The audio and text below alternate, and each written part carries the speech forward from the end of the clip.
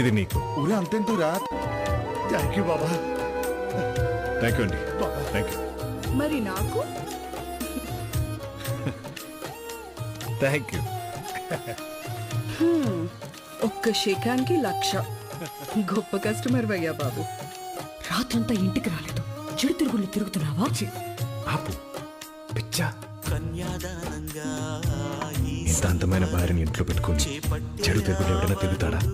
నా మాట విని పిల్లల్ని తీసుకుని వచ్చే మీ అన్నయ్య నీకు మంచి దారి చూపిస్తాడు. నీకు కావాల్సినంత వయసు ఉంది కాబట్టి మళ్ళీ పెళ్లి. ఏం మాట్లాడు? ఎప్పుడు ఎక్కడ ఏం మాట్లాడాలో తెలియదు.